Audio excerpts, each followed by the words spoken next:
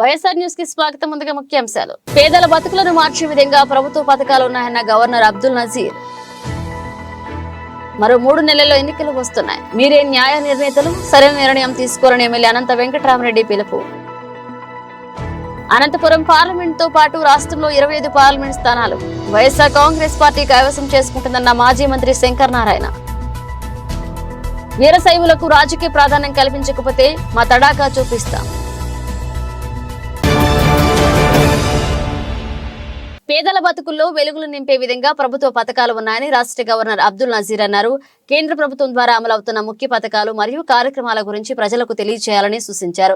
బుక్కరాయ సముద్ర మండల కేంద్రంలోని జిల్లా పరిషత్ ఉన్నత పాఠశాల ఆవరణంలో మధ్యాహ్నం నిర్వహించిన వికసిత్ భారత్ సంకల్పయాత్ర కార్యక్రమంలో గవర్నర్ పాల్గొన్నారు. ఈ కార్యక్రమంలో ఎంపీ తలారి రంగయ్య, జిల్లా collector Gowthami, Zilla Parishad chairperson Boya Girijamma, joint collector Ketan Garg, MLA Jonnalagadda Padmavathi, DPO Prabhakar Rao తదితరులు హాజరయ్యారు. ఈ సందర్భంగా రాష్ట్ర గవర్నర్ మాట్లాడుతూ అర్హులైన ప్రజలు కేంద్ర ప్రభుత్వ పథకాలు ప్రయోజనాలను పొందేలా సాధికారత కల్పించాలన్నారు. ప్రజలకు మరింత చేరువగా వెళ్లి కేంద్ర ప్రభుత్వ పథకాల గురించి అవగాహన కల్పించే ఉద్దేశంతో వికసిత్ భారత్ సంకల్ప యాత్ర కార్యక్రమం చేపట్టడం జరిగిందన్నారు. అర్హత కలిగిన ప్రతి ఒక్కరికి పథకాల లబ్ధి చేకూర్చేలా చూడాలన్నారు. కేంద్ర ప్రభుత్వం అమలు చేస్తున్న పథకాల లక్ష్యాలను పూర్తి స్థాయిలో చేర్చుకోవాలన్నారు. మన దేశాన్ని నిర్వర్తిస్తాము. సముద్రం ఆర్థిక ప్రగతి సాధించడానికి కృషి చేశారు. మెమెంటోతోనూ పుష్పగుచ్చంతోనూ 14 సంవత్సరాల్లో జూడో శ్రీమతి గౌతమి గారిని, అలాగే పార్లమెంట్ సభ్యులు శ్రీ తలారి రంగయ్య గారిని, జిల్లా పరిషత్ అధ్యక్షులు శ్రీమతి బోయ గిరిజమ్మ గారిని, శాసన సభ్యులు శ్రీమతి జొన్నలగడ్డ పద్మావతి గారిని కోరుతున్నాను.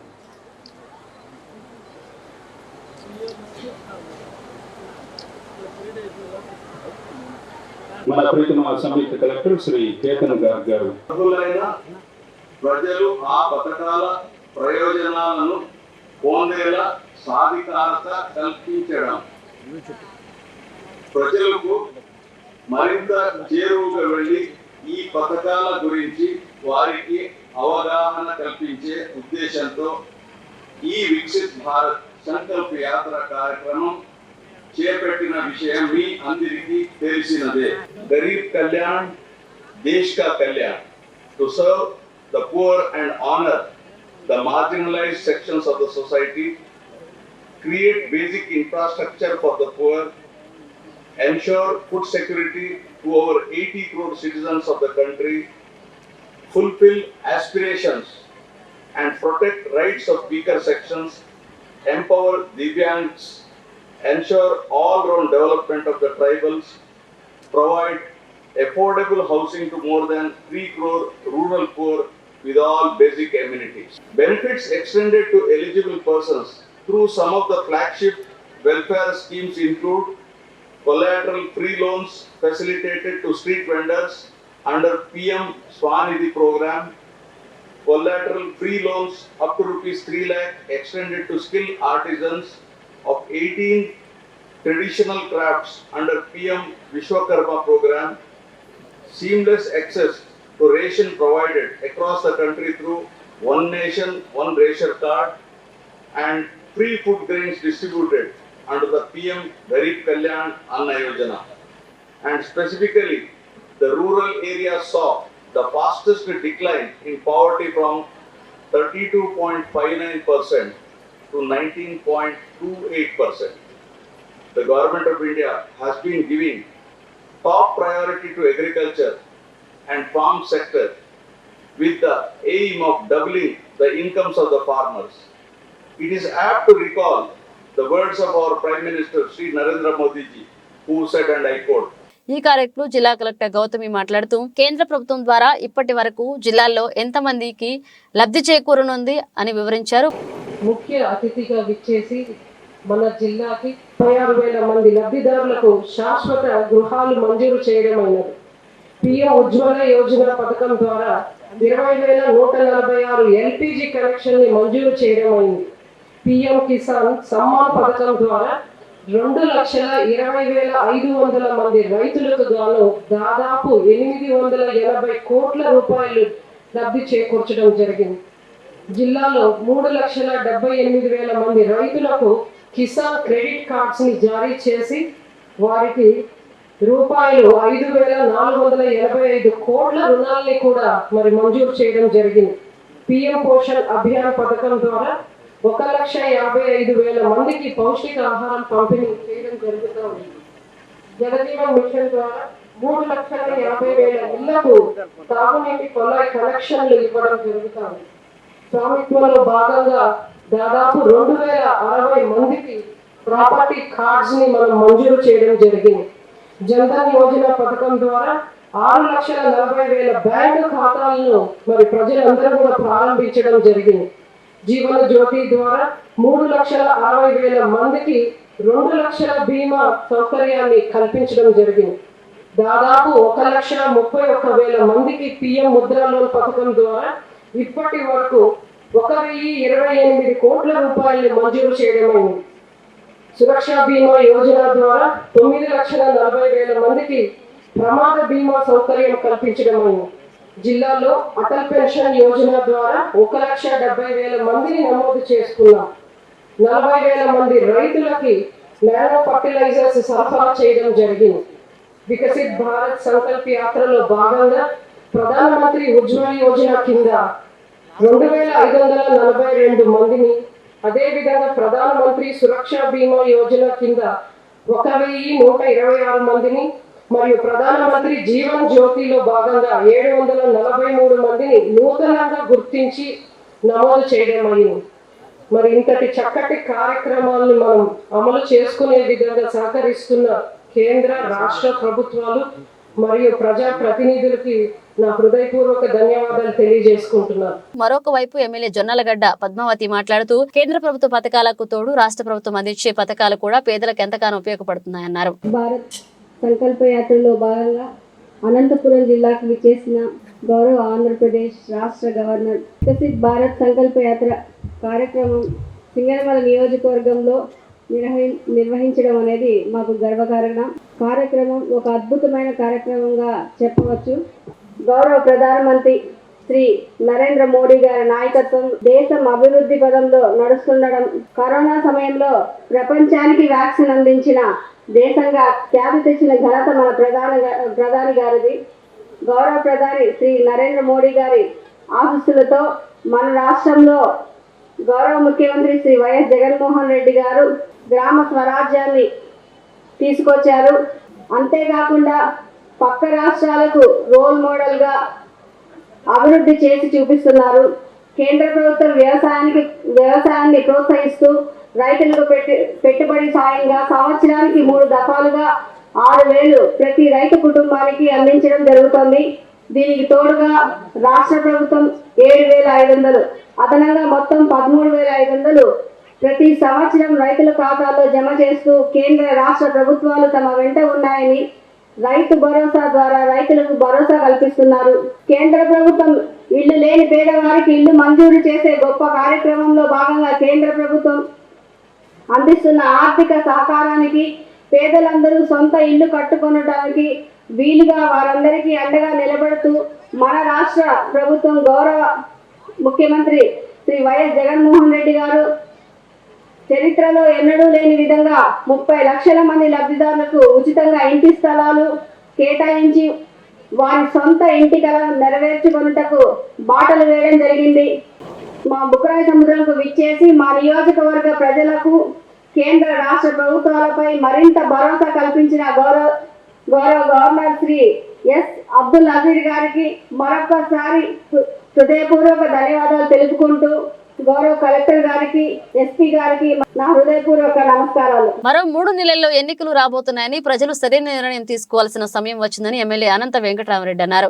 అనంతపురం అసెంబ్లీ నియోజకవర్గ పరిధిలోని ఏ నారాయణపురంలో శనివారం పింఛన్ల పెంపు మహోత్సవం నిర్వహించారు. ఈ సందర్భంగా ఎమ్మెల్యే అనంత మాట్లాడుతూ ఎన్నికల సమయంలో ఇచ్చిన హామీ మేరకు సామాజిక పింఛన్ల మొత్తాన్ని 3,000కు పెంచినట్లుగా చెప్పారు. పేదల సంక్షేమం కోసం ముఖ్యమంత్రి వైఎస్ జగన్మోహన్ రెడ్డి కృషి చేస్తున్నారన్నారు. 4.5 ఏళ్ల వైసీపీ పాలనలో అనేక సంక్షేమ పథకాలను తీసుకొచ్చామన్నారు. టీడీపీ హయాంలో ఇలాంటి పథకాలు అందాయా అని ప్రశ్నించారు. మరొకసారి జగన్ ను సీఎం చేసుకుందామని, వైసీపీని గెలిపించుకుందామని పిలుపునిచ్చారు. అధికారంలోకి వస్తే అవి చేస్తాం, మేము చేస్తామంటున్న అధికారంలో ఉన్నప్పుడు ఎందుకు చేయలేదని ఆయన ప్రశ్నించారు. సీఎం జగన్ ఇచ్చిన మాట ప్రకారం ప్రతి ఒక్కరూ హామీని నెరవేర్చారని, కొన్ని చోట్ల ఇవ్వని హామీలను కూడా నెరవేర్చారనే ఘనత సీఎంకి జగన్ దక్కుతుందన్నారు. మీకు అలాంటి ముఖ్యమంత్రి కావాలా లేదా మాయమాటలతో జనం లేక వస్తున్న చంద్రబాబు కావాలో ప్రజలే నిర్ణయించుకోవాలన్నారు. నందిని అశోక్ చెన్నమ్మ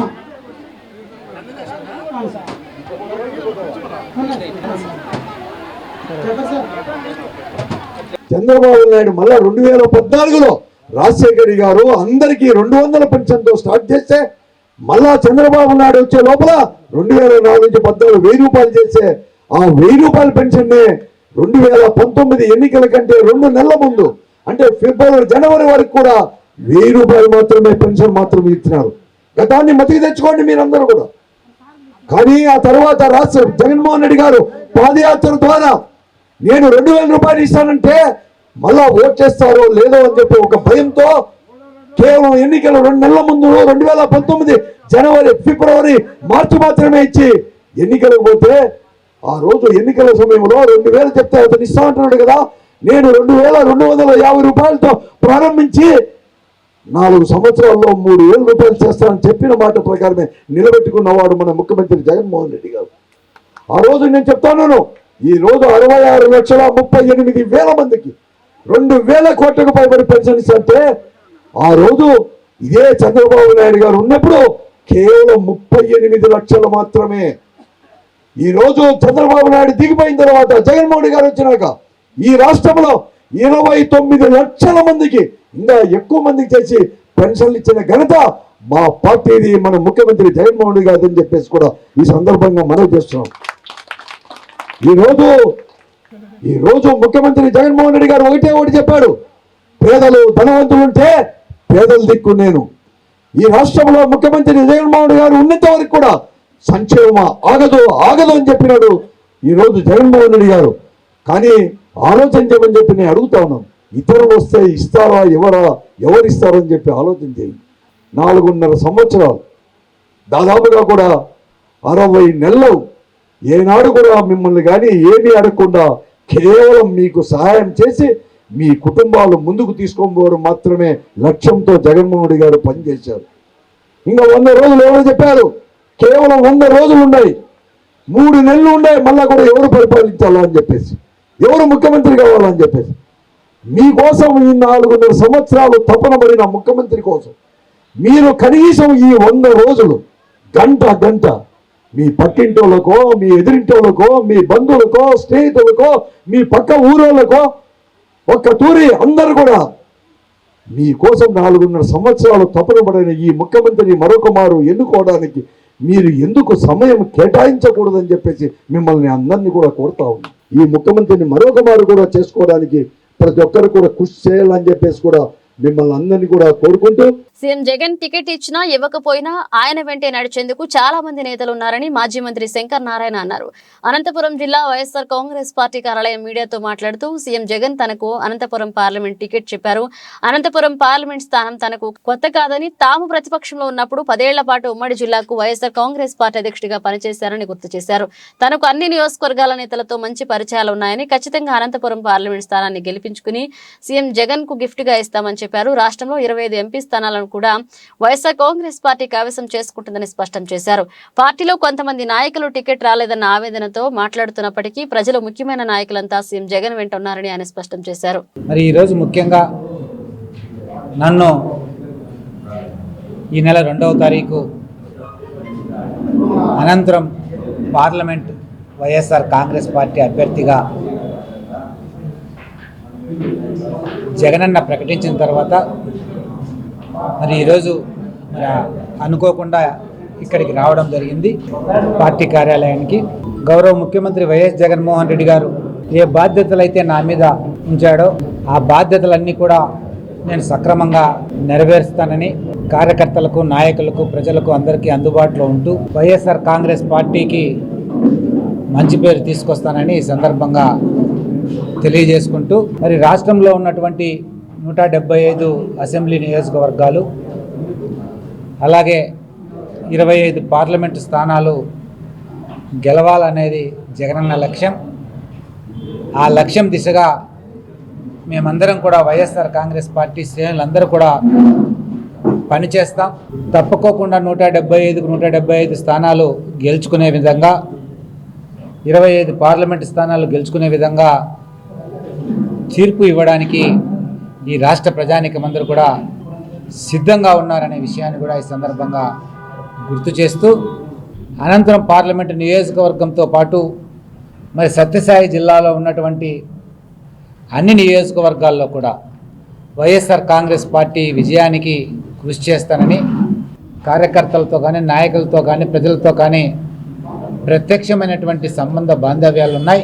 తప్పుకోకుండా వారందరినీ కూడా కలుపుకొని వారందరి సూచనలు సలహాల మేరకు భవిష్యత్తులో నడుచుకుంటానని, ఈ అనంతపురం జిల్లాలో ఉన్నటువంటి పార్లమెంటు పరిధిలో ఉన్నటువంటి అన్ని సెగ్మెంట్లో కూడా వైఎస్ఆర్ కాంగ్రెస్ పార్టీ విజయానికి పార్టీ శ్రేణులందరూ కూడా పనిచేయాలని ఈ సందర్భంగా పిలుపునిస్తూ, అలాగే రేపటి రోజున ఉరవకొండ నియోజకవర్గం కేంద్రంలో సామాజిక సాధికార బస్సు యాత్ర జరగబోతుంది. రేపు జరగబోయే సామాజిక సాధికార బస్సు యాత్రని విజయవంతం చేయాలని వైఎస్ఆర్ కాంగ్రెస్ పార్టీ కార్యకర్తలకు ఈ సందర్భంగా విజ్ఞప్తి చేస్తూ, మరి అలాగే వైఎస్ఆర్ కాంగ్రెస్ పార్టీ విజయానికి అందరూ కూడా కృషి చేయాలని, తోడ్పడాలని వైఎస్ఆర్ కాంగ్రెస్ పార్టీ నాయకులకు, కార్యకర్తలకు ప్రత్యేకంగా విజ్ఞప్తి చేస్తూ, మరి భవిష్యత్తులో 2024 మార్చి ఏప్రిల్లో జరగబోయే ఎన్నికల్లో తప్పుకోకుండా వైఎస్ఆర్ కాంగ్రెస్ పార్టీ ప్రభుత్వం ఏర్పడుతుంది, జగనన్న ప్రభుత్వం ఏర్పడుతుంది. మరో 5 ఏళ్ల పాటు ఈ రాష్ట్రం సంక్షేమ రాష్ట్రంగా, ఈ రాష్ట్రం అన్ని రంగాలలో కూడా అభివృద్ధి చెందేదానికి అవకాశం ఉంటుందని కూడా ఈ సందర్భంగా తెలియజేసుకుంటూ, మనమందరం కూడా కలిసికట్టుగా పనిచేసి అనంతరం పార్లమెంటు పరిధిలో ఉన్నటువంటి 7 నియోజకవర్గాలను కూడా అత్యధిక మెజార్టీతో గెలిపించుకొని, అలాగే అనంతరం పార్లమెంటు లోక్సభ అభ్యర్థి అయినటువంటి నన్ను కూడా మీ అందరూ కూడా మంచి మెజార్టీతో గెలిపించాలని ప్రార్థిస్తూ సెలవు తీసుకుంటాను. వైఎస్ఆర్ కాంగ్రెస్ పార్టీ వీరశైవులకు తీవ్ర అన్యాయం చేసిందని సామాజిక వర్గ ప్రతినిధులు ఆగ్రహం వ్యక్తం చేశారు. అనంతపురం ప్రెస్ క్లబ్ లో వారు మీడియాతో మాట్లాడుతూ రాయదుర్గం ఎమ్మెల్యే కాపు రామచంద్రారెడ్డికి టికెట్ ఇవ్వకపోవడంపై వారు తీవ్ర స్థాయిలో ఆగ్రహాన్ని వ్యక్తం చేశారు. రాష్ట్రంలో వీరశైవులు లేరన్న ఉద్దేశంతో ప్రభుత్వం ఇలా వ్యవహరిస్తుందని, కానీ మా జనాభా 8 లక్షల మంది ఉన్నారన్న విషయాన్ని మర్చిపోతద్దన్నారు. గతంలో మా సామాజిక వర్గాన్ని రాజశేఖర రెడ్డి బీసీ డీలోకి చేర్చాలని ఆ కృతజ్ఞత మాకు ఎప్పటికీ ఉంటుందన్నారు. కానీ సీఎం జగన్ మాత్రం ఉన్న ఒకే ఒక్క ఎమ్మెల్యే అని కూడా కాదని మరొకటి టికెట్ ఇచ్చే ప్రయత్నం చేస్తున్నారని మండిపడ్డారు. వచ్చే ఎన్నికల్లో తమకు టికెట్ ఇవ్వకపోతే ఖచ్చితంగా రాయదుర్గంలో కాపు రామచంద్రారెడ్డిని ఇండిపెండెంట్ అభ్యర్థిగా గెలిపించుకుంటామని వారు స్పష్టం చేశారు. కర్ణాటకలో తాము ప్రభుత్వాలను శాసించే స్థాయిలో ఉన్నామని, ఏపీలో కూడా తమ జనాభా 8 లక్షలు ఉందన్న విషయాన్ని మర్చిపోవద్దన్నారు. ఆంధ్రప్రదేశ్ వీరశైవ లింగాయతులుగా మా కాపు రామచంద్రెడ్డి ఎమ్మెల్యే గారు ఒక్కరే ఈ సమాజానికి, మా సమాజానికి ఎమ్మెల్యేగా ఉన్నారు. వారికి ఈరోజు టికెట్ రానందున చాలా ఆంధ్రప్రదేశ్లో 8 లక్షల మంది వీరశైవులు ఉన్నాం. గుర్తించలేకపోవడం వల్ల మాకు చాలా బాధాకరంగా ఉంది. ఈరోజు ఏ పార్టీ పదవి ఇచ్చినా కూడా మేము సహకరిస్తాము. ఇకపోయినా ఇండిపెండెంట్గా వేసి ఆంధ్రప్రదేశ్ మొత్తం ఇక్కడ వీరశైవులంతా కలిసి గెలిపించుకుంటాం సార్. ఒకే ఒక ఎమ్మెల్యేని ఆంధ్రప్రదేశ్లో మొత్తం ఎక్కడే ఆయన నిలబడినా కూడా మేము గెలిపించుకునే స్తోమత మాకుంది. గెలిపించుకుంటాం. ఆంధ్రప్రదేశ్ లింగాయతులంతా వచ్చి గెలిపించుకుంటాం. వైఎస్ఆర్ రాజశేఖర రెడ్డి గారు బీసీడీలో చేర్చినందుకు చాలా రుణపడి ఉండి ఈరోజు మా టికెట్ ఇచ్చి ఇవ్వలేకపోవడం వల్ల చాలా బాధాకరంగా ఉంది. మేము ఈ ఆంధ్రప్రదేశ్లో 8 లక్షల మంది వీరశైవులంతా చాలా సఫర్ అయిపోయినాము. అందువల్ల ఈ నెక్స్ట్ ఎలక్షన్లో మాకు ఇప్పుడు దెబ్బ కొట్టినారు. నెక్స్ట్ మేము కూడా టైం వచ్చినప్పుడు మేము కూడా దెబ్బ కొడతాము. టైం రాని అని ఈరోజు మీడియా తరంగా మేము చెప్తున్నాను. వీరశైవులు అంటే చాలా ఈ ఆంధ్రప్రదేశ్లో లేరు అంటున్నారు. ఆంధ్రప్రదేశ్లో వీరశైవులే లేరు అంటున్నారు. కర్ణాటకలో ప్రభుత్వాలని స్థాపించే స్థాయిలో ఉన్నాం మేము. వీరశైవులు అంటే ప్రభుత్వాలని స్థాపించే స్థాయిలో ఉన్నాం. ఈరోజు 8 లక్షల మంది ఉన్నాం. అదే పులివెందుల్లో 150 కుటుంబాలు ఉన్నాయి. పులివెందుల్లో 150 కుటుంబాలు ఉన్నాయి. అనంతపురం జిల్లాలోను, కర్నూలు జిల్లాలోను, కడప జిల్లాలోను, ఆంధ్రప్రదేశ్ మొత్తం గుంటూరు, విజయవాడ, రాజమండ్రి ఎక్కడైనా మా క్యాస్ట్లో ఉన్నాము. మా కులం ఉంది. మమ్మల్ని గుర్తించలేదు. ఈరోజు ఏ పార్టీ వాళ్ళు గుర్తించలేదు. ఏ పార్టీ అయినా మమ్మల్ని గుర్తించి ముందుకు తీసుకుంటే వాళ్ళకి రుణపడి ఉంటాము. మా శారసిద్ధిగా మా పనిచేస్తాము. ఏ పార్టీకైనా మేము శారసిద్ధిగా పనిచేస్తాము. టీడీపీ అధినేత చంద్రబాబు చేపట్టిన రా కదలిరా కార్యక్రమానికి స్పందన వస్తుందని మాజీ మంత్రి కాల్వ శ్రీనివాసులు అన్నారు. అనంతపురం జిల్లా తెలుగుదేశం పార్టీ కార్యాలయంలో ఆయన మీడియాతో మాట్లాడుతూ 25 పార్లమెంట్ పరిధిలో చంద్రబాబు పర్యటిస్తున్నారని వివరించారు. ఆయన పర్యటనకు గతంలో ఎప్పుడూ లేని విధంగా జనం వస్తున్నారని అన్నారు. బీసీలకు మొదటి నుంచి న్యాయం చేస్తున్నది ఒక తెలుగుదేశం పార్టీ అన్నారు. వైఎస్ఆర్ కాంగ్రెస్ పార్టీ మొదటి నుంచి బీసీల పేరుతో మోసం చేస్తుందని ఆగ్రహాన్ని వ్యక్తం చేశారు. వచ్చే ఎన్నికల్లో ఖచ్చితంగా టీడీపీ జనసేన కూటమి అధికారంలోకి రావడం ఖాయమని స్పష్టం చేశారు. త్వరలోనే రాష్ట్ర వ్యాప్తంగా జయహో బీసీ పేరిట సభలు సమావేశాలు నిర్వహించబోతున్నట్లుగా కాల్వ శ్రీనివాసులు తెలిపారు. పార్టీ కోసం కష్టకాలంలో శ్రమించిన వారిని గుర్తించి తమ అధినాయకుడి టికెట్లు కేటాయించడం జరుగుతుందని మీడియా అడిగిన ఒక ప్రశ్నకు సమాధానం చెప్పారు.